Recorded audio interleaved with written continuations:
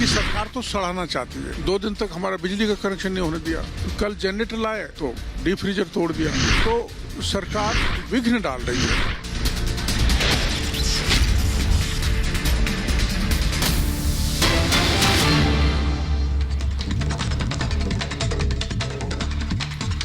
तो दौसा, जहां पर आज पुजारी का अंतिम संस्कार होगा, गहलोत सरकार ने सभी मांगे मान ली हैं। डीजीपी, मुख्य सचिव से बीजेपी नेता मिले हैं। लगातार यहां पर प्रदर्शन चल रहा था और यह इंतजार किया जा रहा था कि सरकार की तरफ से आखिर कब पहल होगी। तो अब खबर आ रही है कि पुजारी का अंतिम संस्कार किया जाएगा। 10 दिन बाद यह अंतिम संस्कार होगा। पुजारी के शव को लेकर के उनके परिजन, उनके समर्थक लगातार धरना प्रदर्शन कर रहे थे और राज्य सरकार से उनकी मांगे थी। हालांकि बीजेपी कार्यकर्ता भी इसमें शामिल थे और पुलिस की तरफ से आज बीजेपी कार्यकर्ताओं के ऊपर लाठी चार्ज भी किया गया। लेकिन अंतिम यह हुआ कि सरकार ने इन लोगों की तमाम बातें मानी और 10 दिन बाद आज दौसा में इन पुजारी का अंतिम संस्कार होगा।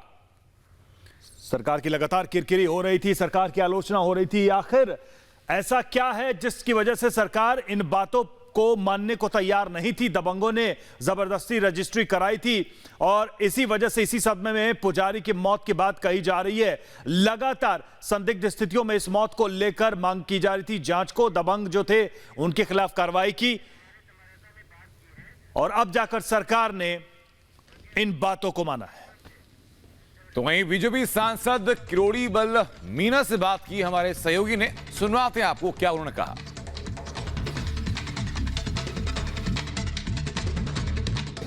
तमाम बातें मान ली गई और सबसे बड़ी उपलब्धि यह है राजस्थान के लिए, बल्कि देश का उदाहरण बनेगा, कि राजस्थान में एक ऐसा सख्त कानून लाया जाएगा जिससे, आपको जानकारी है, राजस्थान में करीबन 30,000 बीघा जमीन मंदिर माफी की है, उसमें से 18,000 बीघा पर कब्जा है।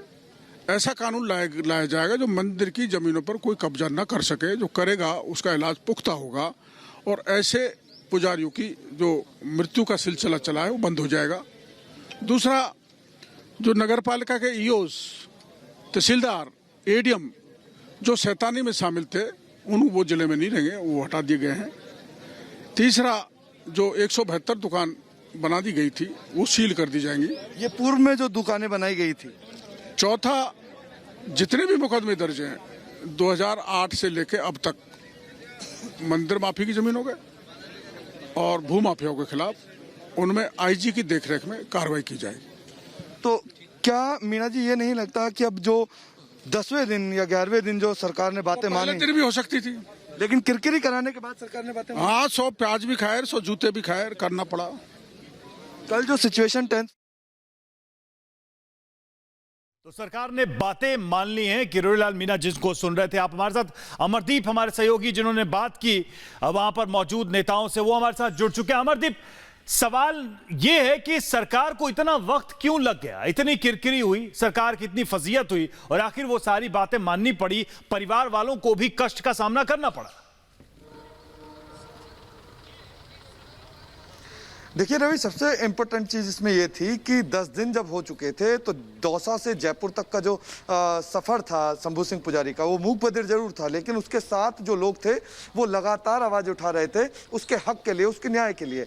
और सरकार ने 10वें दिन जब उच्च स्तरीय जांच बैठाने का मन बनाया, उच्च स्तरीय लोगों के साथ में बातचीत कराई, चाहे वो डीजीपी एमएन लाठर हों या फिर सीएस हो या फिर राजस्थान के चीफ विप महेश जोशी हों, उन तमाम लोगों के बीच में राजस्थान जो बीजेपी का डेलीगेशन है वो उनसे मिला। उन्होंने बातें कही कि हमारी यही मांगे हैं, अगर ये मांगे आप नहीं मानते हैं, इससे पहले कुछ भी मंजूर हमें नहीं रहेगा। और जो पूर्व में कब्जे किए गए थे उन दुकानों को भी सील किया जाएगा, ये आश्वासन डीजीपी ने और सीएस ने दिया है। 170 दुकानें जो मंदिर माफी की ज़मीनों पे बनी हुई थी उनको भी सील किया जाएगा। यानी कि बहुत बड़ा डिसीजन और बहुत बड़ी मांग थी जिसको पूरा राज्य सरकार ने किया।